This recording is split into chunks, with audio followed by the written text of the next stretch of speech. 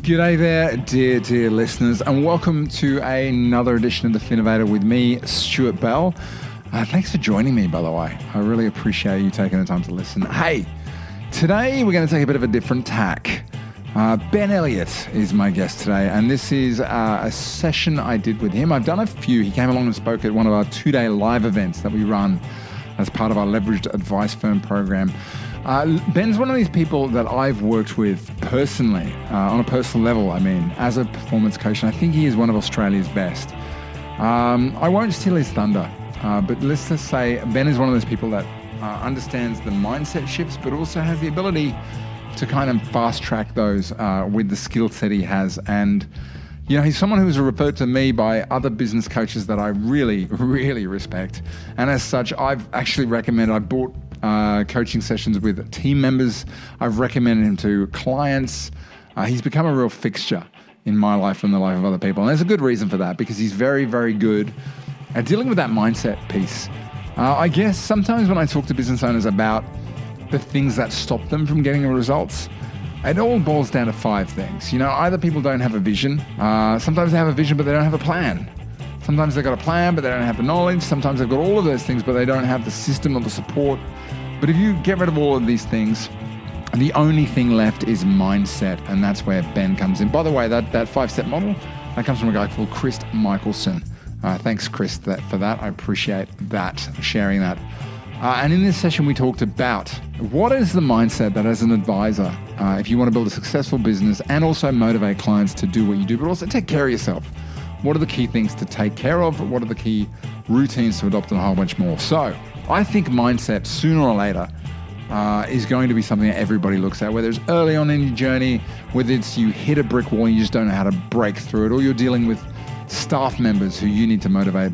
Eventually, sooner or later, I think everybody is going to need to push and look at the way that you view the world, the way that you view performance, and a whole bunch more. So without a shadow of a doubt, no, that's not right. Without any further delay, let's hear from Ben in Mastering Your Mindset. Today's all about mindset, and we actually met, we met through Tristan, right? We did.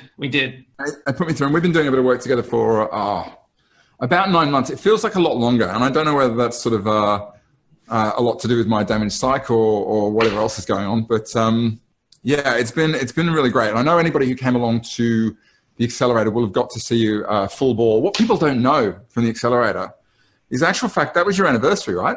It was. Yeah, we had our wedding anniversary, and instead of having a nice, beautiful, romantic dinner, I was talking to you and your clients. So it was great. And your partner, whose name escapes me at the most embarrassing time. Anna, yeah. Anna, that's right. She came up to me and she sort of gave me that, "Hi, nice to meet you." Her mouth said, "Hi, nice to meet you." Her eyes sort of said, "How dare you?"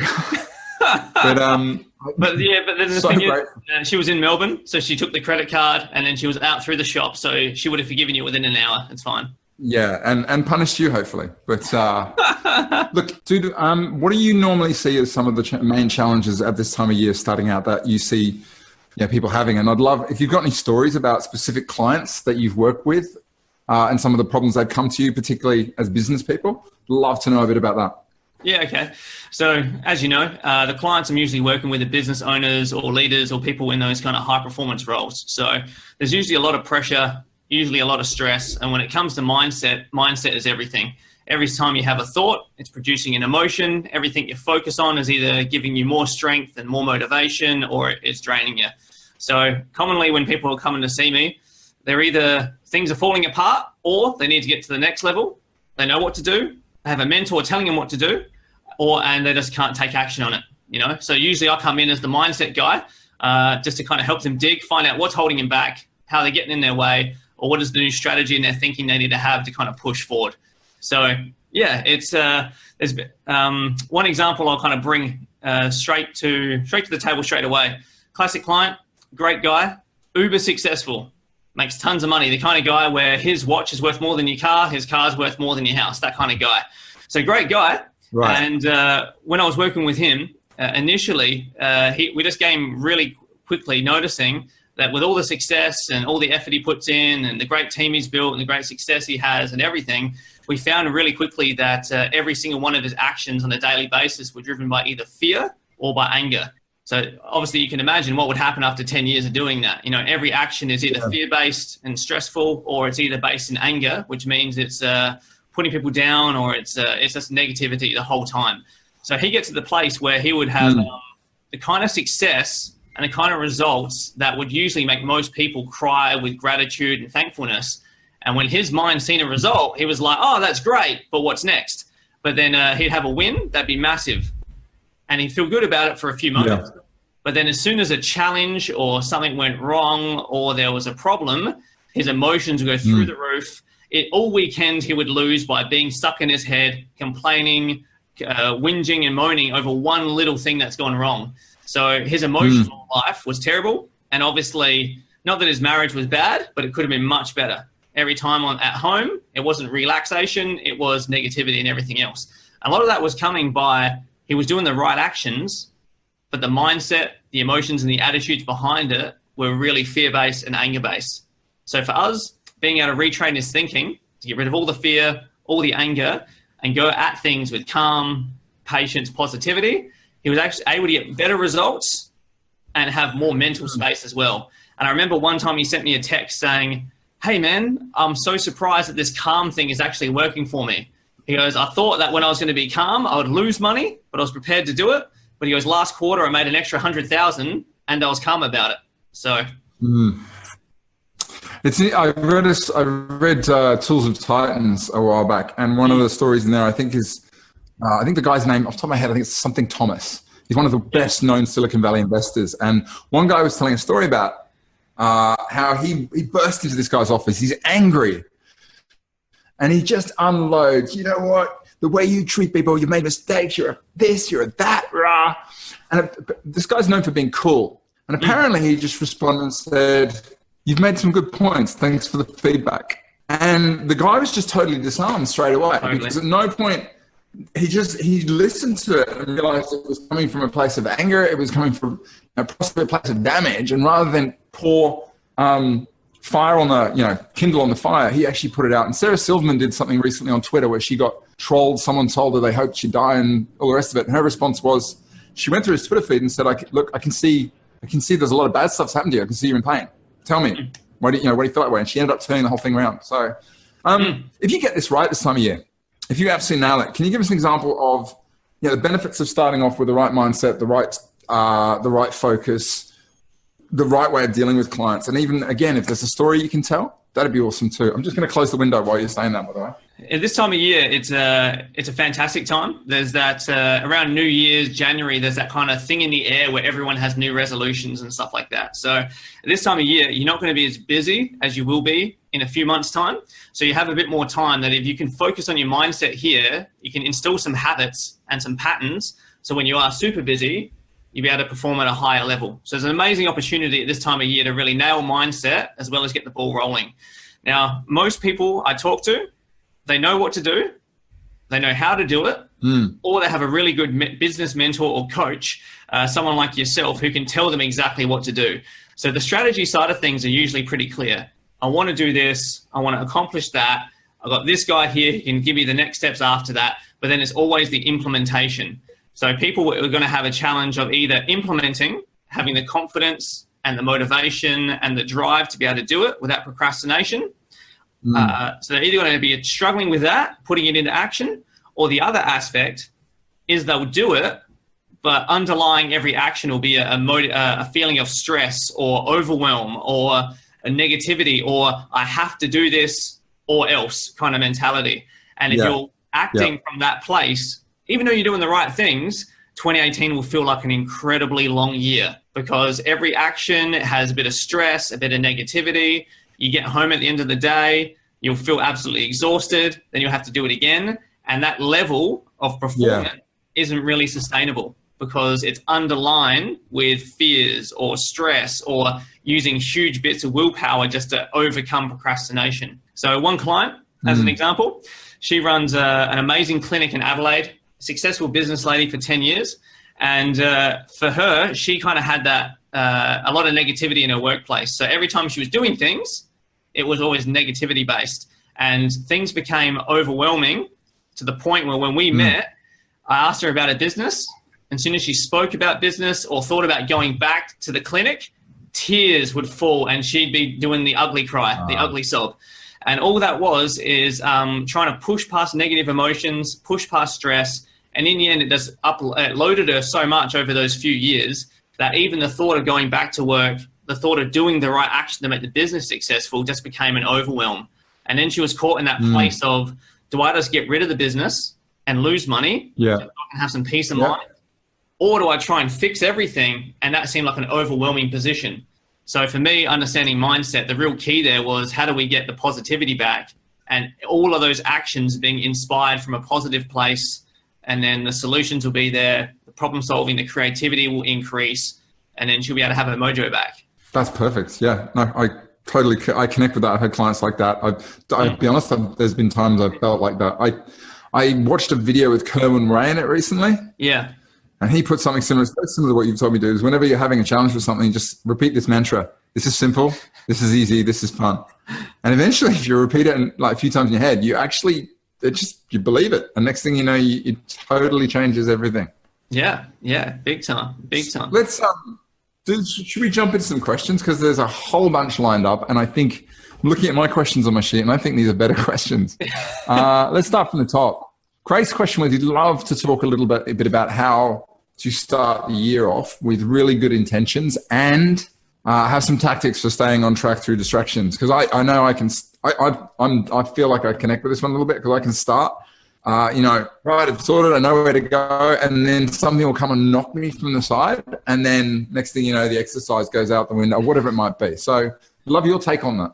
Yeah, totally. Stuff. So what will usually happen when we're in a mode where we can't finish what we start is usually because we start it with a huge burst of emotion, and that huge burst of emotion isn't really sustainable. So we're really excited, and we're gonna, and as soon as that emotion dies down and new distractions and new shiny objects come in, then we lose that kind of that emotional drive. Yeah, so that's one key. The second key is, what is a distraction? A distraction is basically something that you're focused on your goal, which is right in front of you, that mental image is in front of you, but then something comes and jumps in front of it. So if we're talking about dealing with distractions, then when you have your goals, the planning side of things will be, what are the 5 major things I need to do to accomplish this goal? 1 to 5 things. That's the strategy. But then what you got to do is, anytime you think about taking action on that, you got to practice picturing the end point. So for example, if it's hard to get into exercise, as soon as the emotions worn off, that's where the real mindset really has to come into place. So you're thinking about going to boot camp, thinking about doing your workout. When you think about it, I'm not talking to you, just to anyone. You're thinking about going to boot camp, what you need to do in your mind is you need to be able to picture the moment when the workout's done and you feel good about it. That's one example. You rock up at work, and you know, okay, today there are 2 key things that are going to move the business forward. So before you start any work, you see that aspect that needs to be done, and you picture the moment where you've completed it that day. You don't worry about how to do it. You just see the moment where you've ticked it off. You see the moment where that email was sent. You see the moment where you've contacted that important lead. You see the moment where you finish that sales call. You see the moment where you finish that piece of marketing there. And by doing that, you're basically giving your brain a direct suggestion: focus on this, focus on this, focus on the end product. And what it will do is, even though you're then focusing on other aspects, your brain will be chewing on, how do we get to this point? How do we fulfill that picture? How do we fulfill that picture? So that'll be powerful. Mate, can I put you on the spot? Not Please. In a bad way.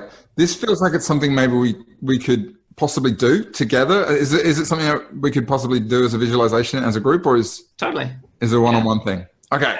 So maybe a way to go is, if everybody, one thing you'd like to be celebrating this time by the end of March. Got to be one thing. I want it to be really specific, and ideally it's something you can actually visualize yourself finishing, ticking off, having the benefits of. And then Ben, would you be willing to walk us through like a little exercise so everybody can kind of get that clear? Would that be okay? Totally. He says, spring something. Let's do it. Okay. Justin's is a consistent marketing program in place. my natural inclination, end of March this year, my natural inclination, Justin, is to ask a little bit to understand what that's going to give you. So what I want you to focus on is a consistent marketing program as an example. With that one, you want to think of what are the key steps that are the hardest for you to make it consistent. So it might be writing the piece of marketing, or it might be the fear of what people are thinking, or whatever it may be, but you want to kind of focus on that step there.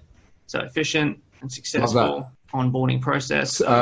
Pre-vet. So pre-vet's a 15-minute call that you have with a client prior to a first meeting. So in other words, that whole first appointment meeting, that first sales experience for the client is excellent. Craig's a podcast launch with a weekly show and Facebook Live and handouts. Well, let's start with these ones here. Yeah. Okay, Glenn, now focused client avatar messaging to the right people at the right time and game bringing in leads and demands on the right type. So I think the big one here for Glenn is that he's got leads coming in from his the efforts he's making on social media. Ursula, all my files are up to date and at the end of each week. Simple but flowing. 50 calls a week. Craig Bigelow. Sorry, you wanted to. Okay. Do you want me to hand over to you and you can take us through? Yeah, let me throw into it. So straight away, a lot of these things are really good, and you can see that you guys are super clear on what you're actually needing to do in the next 90 days to make things happen for you in 2018. So what I would say is, in all of those things, if you're not doing it and it's not an easy flow already, there's got to be some step along the way that's a bit of a challenge for you. So there might be a part of the task that's a procrastination, or it's nervous, it's new, so it's a bit nervy, or it's big, or your mind's just kind of distracted with it. So with all of those things, if we just pull out the 50 calls is the one I'm locking my eyes on at the moment. So if there's 50 calls a week, then what it might be, for example, is in the morning, before you start your day, you're in the office, and then what you do is you look at your list of people to call, and all you do is you'll close your eyes and you just create a mental picture in your mind of the moment the last phone call has been done. So that visual picture might be closing your eyes and then seeing you hanging up the phone, and then you tick off that last number there. So what I'll get you to do, I'll get you just to close your eyes, and I want you to focus on the hardest step to accomplish that thing. The hardest practical step, whether it's making a phone call or typing something up or whatever it may be. And all I want you to do, when you think about it, that step that needs to happen, I want you just to picture the end point, seeing the moment where you complete it. And you want to make sure that when you see it, it feels good and it's in color, and you want to connect with the emotion of that moment you finish it. Don't worry about how to do it, just the very end, and just picturing that. And as soon as you see it, then you'll be able to open your eyes. So something really simple like that. So Stuart, you did this. Talk us through what you did so we can kind of dissect it a bit better. So one of the things I really want to do is I want to run a workshop overseas this year, the US. So I thought, so what's the hardest part of doing this? And the hardest part is actually, getting a bunch of people to sign up and agree to be part of it. So there's that. So I visualize that moment where I open, we've been through a marketing campaign, and I open I'm there on my email, and suddenly the sign-ups start coming in, and it goes 10, 15, 20, 30. And at that point, I've had this experience before. You just reach back and you go, it's happening. And the rest of it is logistics. Because the moment you've got people in a room, in a place, and a topic, and a focus, the rest of it just happens. So, yeah, that was good. Fantastic. So you're able to do that, yeah? So let me just talk about some of the science of why that works. Otherwise, it's going to sound like a bunch of fluff. And I'm not a fluffy guy. I'm a really practical guy. And for me, I started in a place where these methods and techniques needed to help me renew my mind. So just the fact that someone said to do it wasn't enough for me. So let's kind of chew on that for a bit. So with your example there, you've seen the moment where the result was coming through, that main step where you were receiving those emails. Now, what will happen for the rest of your day, you'll be distracted with other things. But because you made that clear thought that had some emotion attached to it, your brain will be chewing on it for the rest of the day. So for example, if yourself and I were having coffee in Adelaide, some of the best coffee in Australia, and we're having coffee in Adelaide and we're talking. And some of the best. Yep. So if we're talking and if we're saying, oh, what's that guy's name? We're having a conversation. What's that guy's name? He's got the black hair. He runs this business. And we can't think of the guy's name. You know what? You've had that conversation before. You leave. And within 2 hours, what happens? It's like, that's right. It was Robert De Niro. Yes, that's it. And he owes me money. So when that happens, even though you weren't focusing on it for those 2 hours, because it was important for your brain in the background started chewing on it. In the background, how do we get there? What is the answer? So you were distracted with driving and enjoying Adelaide or whatever else you were doing while you were down here, but then your brain was working in the background, that subconscious part of your mind. So just by you doing that, you were picturing the goal you want and the thing that needs to happen. And as you're then doing another webinar at 12 o'clock, you're working with clients, you're being busy, your brain is asking those questions and that creativity. How do we make that happen? So over the next few days, if you're doing this consistently, you'll start noticing creative ideas of how to get those leads. You'll feel more motivation in the tasks that need to get done. And every single action you take towards it will be linking with the positive emotion that you were creating in your head there. So then all of a sudden, creating the marketing for that will feel lighter, more exciting, and then you have this momentum of positivity. Yeah. Doing that little simple image. Does that make sense? That makes total sense. It's we've spoken about this a lot. So you say, the power, and again, it sounds fluffy, but it's not. The power of the subconscious mind is huge, and the subconscious mind there at the end of the day is there to instinctively react to things and see patterns and whatnot like that. So when you commit something to subconscious mind, you're accessing a level of brain power which you just may not be aware of, but it's there and it works for you. And at the end of the day, this is where you suddenly realize, holy moly, what a coincidence. It's not. It's the subconscious mind churning away, working out the solution, and boom, there it goes. That's it. Justin said, mine is actually getting started, mapping it out and breaking it down. So visualizing that, at the end of it, when you look at it, it's in front of you and it's like, it's done. All I need to do now is just roll it out. That's awesome. The stress off my shoulder. That's it makes it clear easy to move forward and clear on what he needs to do. Jeffrey says he's already visualized the US workshop. We should compare notes and see if it's the same place. Let's go. Should we answer another question? Yeah, for sure.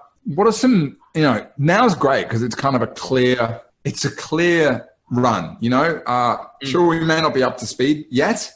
The motor might not be operating at full speed, but definitely there's a clarity that you don't have at this time at the end of the year. But invariably, you're going to get sideswiped by, in our case, compliance, clients. What are some great tactics for making sure you do not get distracted from, the bigger game, the end game? Yeah. So one of the key things is going to be people really got to understand this, right? People say to me sometimes, I'm having a bad day. I woke up on the wrong side of the bed. The day's going to be bad. And what that shows me is a similar thing when it comes down to distractions. This is an obvious example to paint the picture. So if you're waking up on the wrong side of the bed, what that's showing me is you're used to living and thinking that if it's sunny, it's a good day. If people treat me nice, it's a good day. And if all the ducks are in line, then I'm on track. But what that is it's kind of like it's not proactive, and it's basically random if you're going to get your result. So the same thing with distractions. What distractions as well are is you're focused on something, but then something stresses you out, something distracts you, and your emotions go with whatever the external thing is. So the real key there for total breakthrough on that is you have to get really, really good at your own state management, So is your positivity going to come because people treat you well and everything happens as expected? Or is your positivity going to come from an internal place where regardless of the challenges or the distractions, you're able to control your own reactions to that, control your own positivity? Because a lot of people, they're like, their brains are like when you walk a dog, they see another dog and they're distracted and their emotions are over there. Yeah. And they walk a few more steps and there's another dog barking, and then their minds are really engaged in that, but they're completely off track of what the whole plan, the whole path was. So the distraction thing really comes down to how are you managing your own state? And one of the keys with that is you have to get some tools and you have to get practice in terms of when challenges happen, what's your emotional reaction? Because your emotional reaction to it is more important than what you do about it. So for example, before we were running late, we couldn't get the tech stuff ready, it wasn't working. And for me, just this is a normal lifestyle thing for me. I was like, okay, my reaction to this problem is more important than fixing the problem. It's priority number one. So my reaction, I'm going to just go into laughter. I'm going to have fun about it, and we won't even stress about it by the end of the day. So I was just kind of getting myself into that state. Okay, have fun with it. It's probably going to be funny. We'll look back at it and laugh one day. And I was more focused on my state versus what the external thing in life was throwing at me. Love that. I mean, Just to expand on that, we, the end, as you know, the end of the year was had some real challenges for me, and I probably forgot a lot of the stuff you told me. But we sat down, and you told me two really important bits of information about this distraction thing. The first was you talked about there are two problems going on here. Yeah. And the second thing is you taught me a little technique, which you later told me is actually it's an SAS technique or a SEAL, Navy SEALs. Do you want to expand on those two things? Because they were hugely powerful for me at the time, and they still are. Yeah, so there was the Navy SEAL technique. What was the first one, sorry? The first one was there's two problems going. When I was like, I'm just not, this isn't great. I'm finding it really hard. And you said, it's actually two problems going on here. Yeah. One of them is the problem and the other one is. Yeah. So on that, so whenever you face a challenge, so for example, there's something that's stressing you out in life. How many problems do you have? The answer is two. One thing is stressing you out, but you have two problems. The first problem is the reality of the very real, very present challenge. But the second, more important problem is your reaction to that problem. And if you can understand the two problems that you have and understanding that as much as that thing is stressing you out, as much as your brain wants to problem solve, your main priority has to be your reaction to the problem. Then by time you're in a better state, you'll smash that problem and figure it out. Anytime you're stressed, anytime you're worried, your brain cannot think. It's just the way it is. Anytime you relax and you chill out, your brain thinks answers, creativity increases, and all of that. So that's the first key. The second thing is really funny. There's a 10-day course in France. If you're an elite soldier in the US, Australia, UK, you can get an invitation to this 10-day course in France. And you rock up there, and the whole course is on mental toughness. And their whole goal, when they interviewed the instructors, is our goal is to make every soldier full of anxiety and full of stress, and we are purposely trying to break them. So sounds fun. So you get there, and there are real challenges, real stresses. If you have injuries, you gotta go through the injury. You have to run on the injury, or the team has to carry you. So you're going through these major stresses. There's one point after about 5 days, these guys are stressed out, they're exhausted, hardly any sleep, hardly any food. There's this massive river right in front, and there's a alligator or crocodile infested waters there. So they have their guns, live weapon. They don't know if they're going to encounter any of these things or not. They might be fine crossing this river, or they might actually have to shoot some of these alligators, right? So at that moment, the instructors have been barking out the same method the entire time. Shut off the negative talk, get present and focus on the task at hand, and then again, envision the other side, envision the positive outcome. So you could imagine you're about to cross this river. You don't know if you're going to get attacked by an alligator or a crocodile. You have your live weapon on you, so you might need to use it. So the instructors are saying, shut off the negative talk. So what do I do with this? What do I do with that? What happens if this happens? Shut off all of that talk. Focus on the present moment. When you get present and you're focused on the things around you, you're focused on the task at hand, you get in the zone. When you're in the zone, you respond better, you flow better, you can think better. And then the last thing is envision the positive outcome. For these guys, it was seeing themselves on the other side of the river. So as they're approaching it, they're shutting off the talk, getting present on their techniques, and then they're envisioning on the other side. And it's funny. The first few days, these guys were shells of humans, stressed, crying men. By the end of the 10 days, they've been through a lot. Their mental toughness was so strong by using that technique again and again. At the end of the 10 days, they were laughing with each other and joking. They've had hardly any sleep, hardly any food. They've been doing nothing but hard training. But because of that mental toughness that was developed under stress, that toughness was there. And they were able to have joy. And then, So, I mean, you mentioned to me that you used to be a nervous public speaker. Yeah. Once upon a time. That would have been a technique you would have applied to that, right? Absolutely. Well, I wasn't just a nervous public speaker. I was the worst public speaker. So in high school, I was known as the shy kid. I once had my best friend turn to me in the maths class and he says, "Ben, do you like me?" And I went, "Well, what do you mean?" He goes, "You never talk to me." And I'm like, I'm just shy. I don't know what to say. And I would just mumble my words. So I was the shy kid through high school. And then when it came to public speaking, I had that thing of public speaking is good for my profession. I can help a lot of people. I know what to do. I've got the methods in a book, the methods in a course of how to do it. But here I am about to go on stage in front of 10 people and I'm going to vomit everywhere. So I would like make holes and lines in the carpet like an elephant that would just be going around in a circle. And it was just terrible. So for me, I had to do that as well. It was back down to I had to really increase my confidence. And the way I did that was basically I had to really reflect on what I had to offer. And I had to anchor my confidence in something. It wasn't good enough for me to say you are confident and you are good enough because my brain didn't really have an anchor point for that. So what I needed is I needed to look, okay, what is it in me, in my unique fingerprint, my unique personality? And as I did that, I started making a list of all the things I had to offer that built some confidence, could anchor it to it. But then also I had to use that technique then. So then when I'd walk out on stage, shut off the negative talk, focus on the moment and seeing the end of the workshop working out well.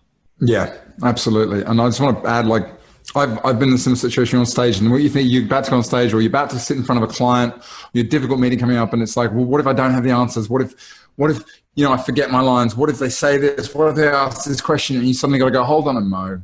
That's my conscious mind being that little egomaniac and trying to predict the future.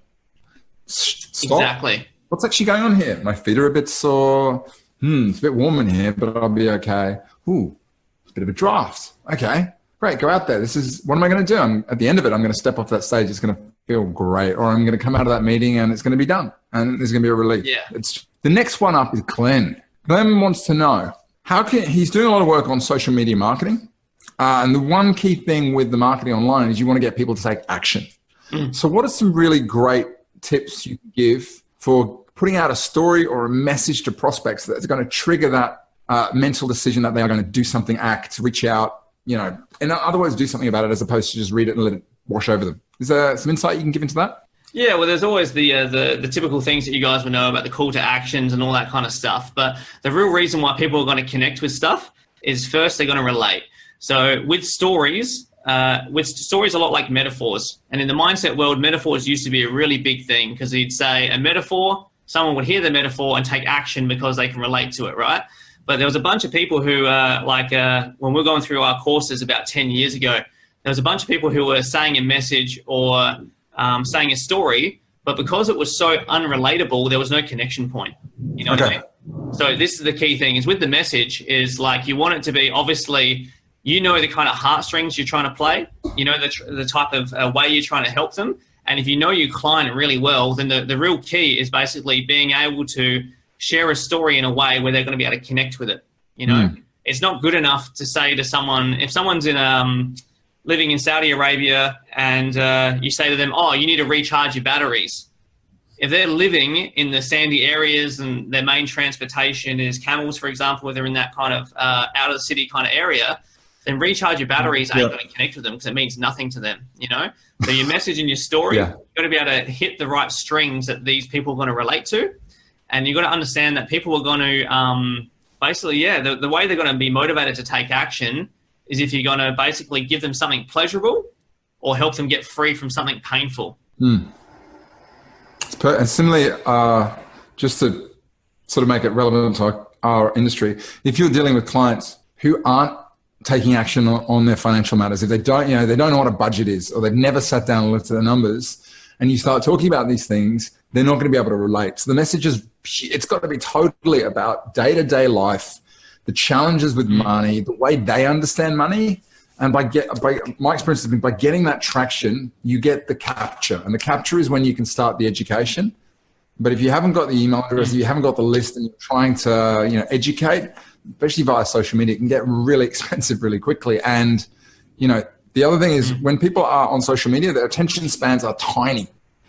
But when you get them on the list and they start to understand, they will watch a longer video, they'll read a longer email, they'll link things together. So metaphors are great, but as you said, I think that's super useful, particularly at the top of the funnel.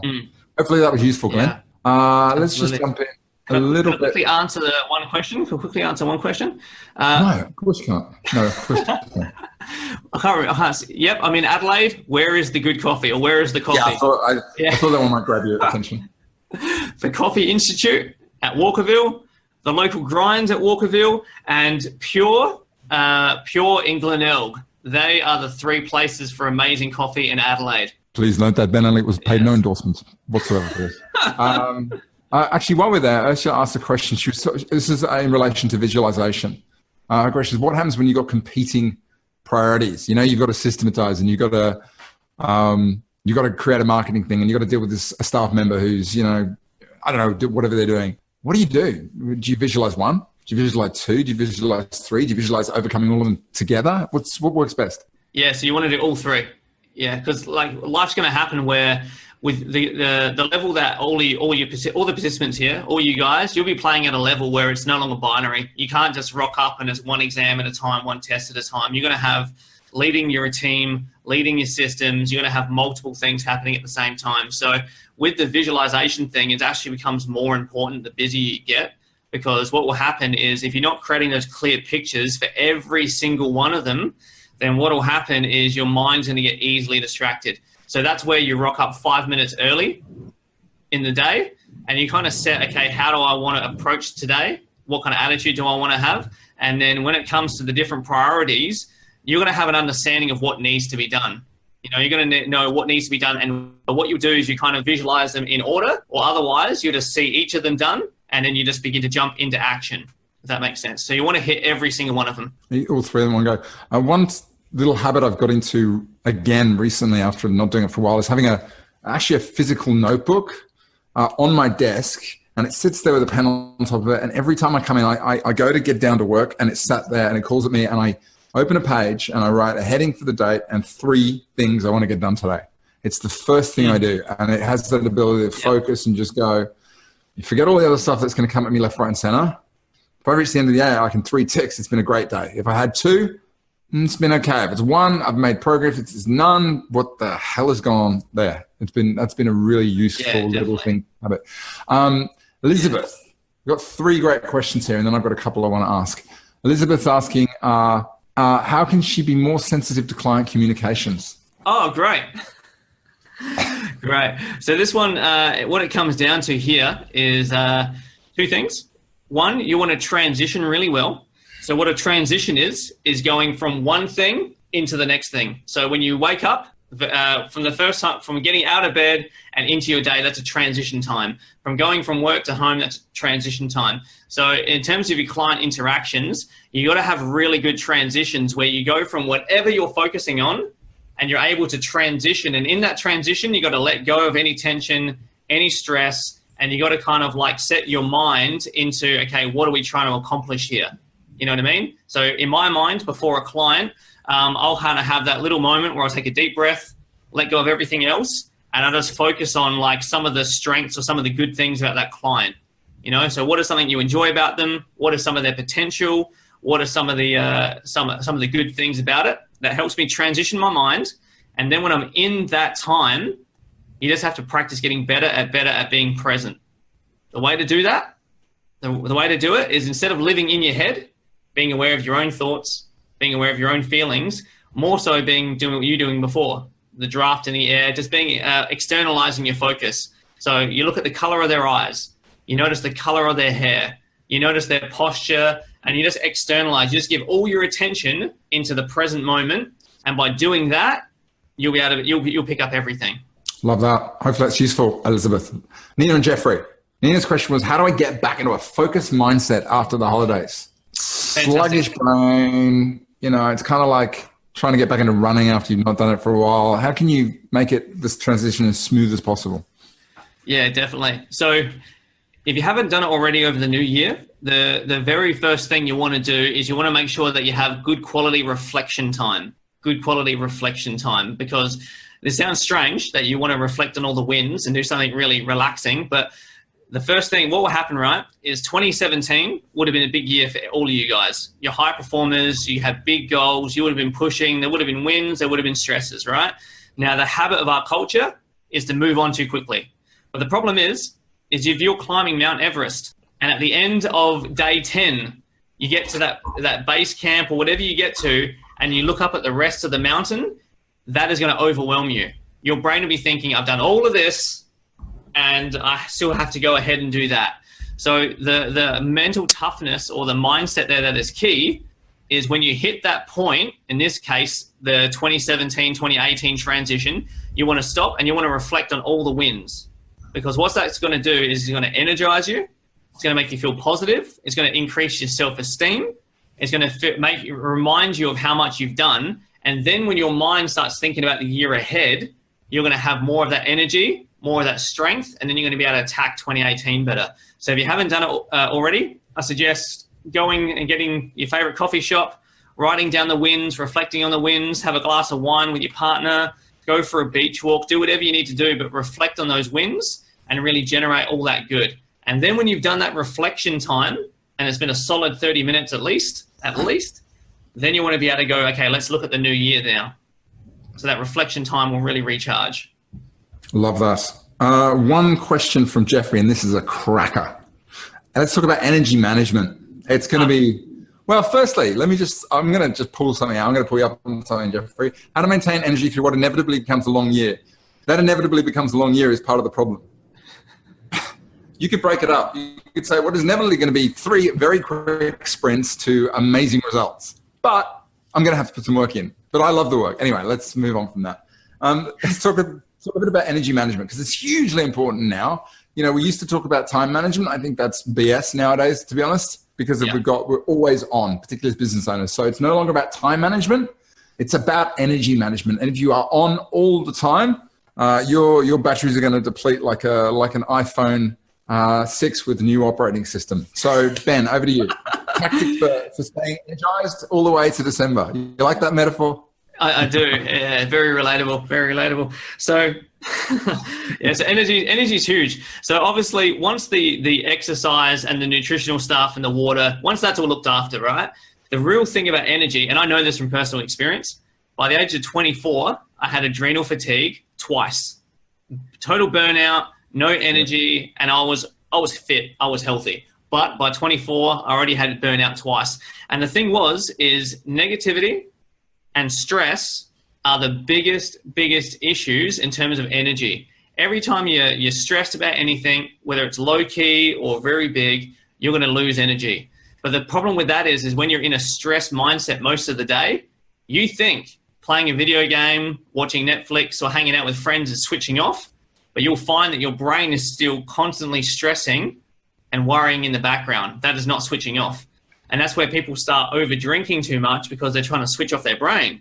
But if you're not properly mentally switching off because you haven't transitioned from work to home, you think that 7 hours of sleep is going to refresh you, but your brain then goes into problem-solving mode as you're sleeping. So that's what happens when you wake up after 6 or 7 hours of sleep and you still feel tired. Your brain did not switch off. So that is a huge key. So you got to learn to switch your brain off there using some of the techniques we've talked about.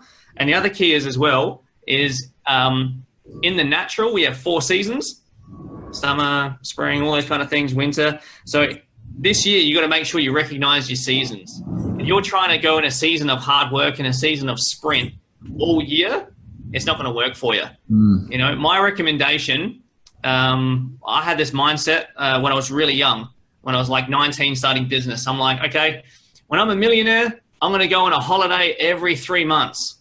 And then a few years ago, first year of marriage, like multiple years ago, I said to my wife, I'm like, we can just do that now.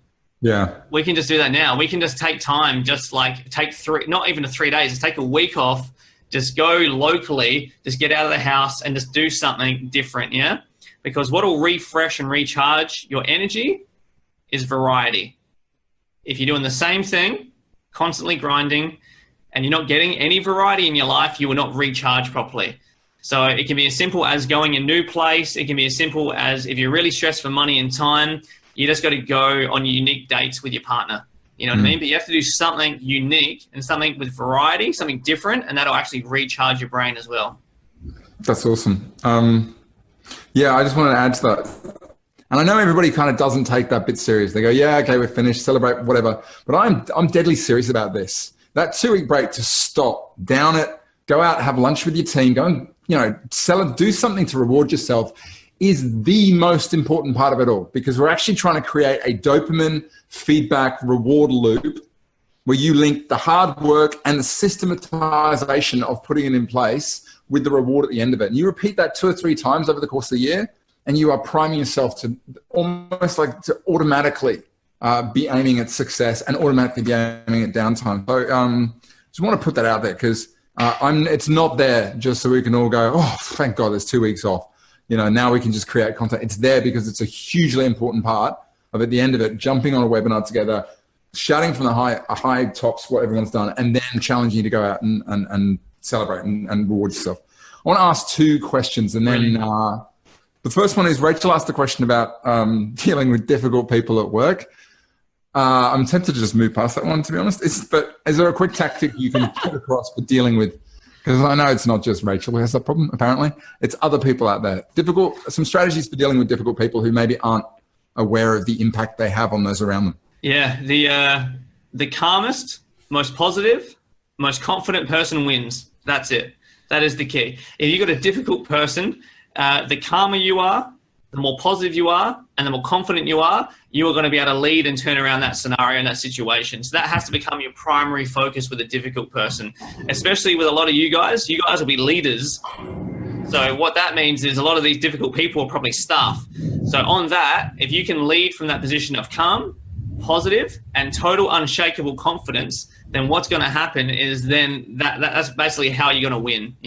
If someone, as you were saying, that guy walked into the room, he was full of anger, and then he just had that calm response. He was in control, and he was able to diffuse the situation, and he was in control there. So what you want to do with the difficult people is you want to basically go, my goal with this person is not to fix them. At the moment, my goal is to be the calmest, most confident, most positive person in the room and be unshakable in that. Love that. Can you quickly just do a quick refresh on switching off strategies? Switching off, right? So if you want to create a habit out of it, once you've done work for the day, you've left the office, jump in the car. Don't turn on the car, just turn on the ignition, put a piece of music that you really love on. And what you do is you close your eyes, and I want you just to do 4x4 breathing. The military do it all the time. Breathe in for 4, breathe out for 4, and it helps them to switch off their brain. So what you do is you get into the car, you turn on a good song that you like, use Spotify, use the radio, 4 in, 4 out, clear your mind, refresh it. And then what you want to do is you actually want to visualize the goal for being at home. Most of the time, the goal for being at home is going to be enjoy your family or enjoy yourself at home. So what you do is you do your 4x4 and you start to visualize what you're wanting next. You need to give your brain a new thing to focus on. Otherwise, you'll go straight to your car, you'll drive home, and your brain is still chewing or processing on all the things of the day, Can we do this now? Yeah, totally. Yeah. So can you walk us through it? Yeah, absolutely. So everyone just get comfortable, close your eyes. And we're not going to use the music, but the music can help you when you're by yourself. And all you want to do is exactly what the military people do to basically be calm, even when they're getting shot at. And that's breathing in for 4 and breathing out for 4.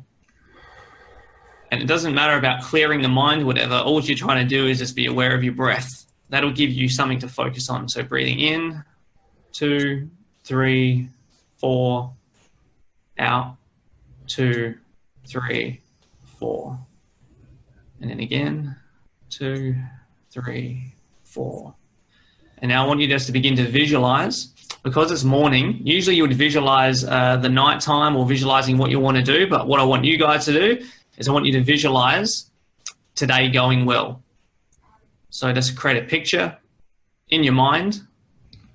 Give your brain that goal, that target. And what you'll find is if you guys do this, as you transition from work into home, your brain will start switching off. It will switch off faster and faster and faster. So it's very simple, and it's one of those things that works if you use it.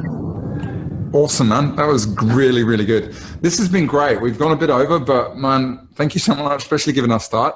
We've been working together for about a year, and I can honestly say pound for pound, dollar for dollar of the investment that I've made in the coaching, it's just had such a massive impact. It's something, it's not only giving me stuff to work, we work on actually during the sessions, but I've taken stuff out. And the really interesting thing is the things that we've covered, whilst we talk about them and I'm like, I'll practice them for a bit, they just stick, which is something I've never had before. I've always had to work really hard at learning this and learning that. And then the moment you take your your eye off the ball, it kind of drops away. But for some reason, the work that we've done, it just embeds itself, and it's changed things. Dude, love to know, explain a bit about how you actually work, who you work with, and what the process is for coaching people in what you do. Yeah. So what I work with is people who are basically, they want to get to the next level. They want to be at their best, and their business might be great, but then they might need more energy or more mindset in the other areas of life. So what I'm working with is people who are leaders, people who are business owners, and people who actually need or want to be at their best so they can accomplish the things that they want to accomplish. So before I get started with anybody, I like to have an initial over Skype or face-to-face if they're in Adelaide, but usually over Skype. We just have an initial chat over Skype. So there's no charge for that. I just figure out, do I want to help you?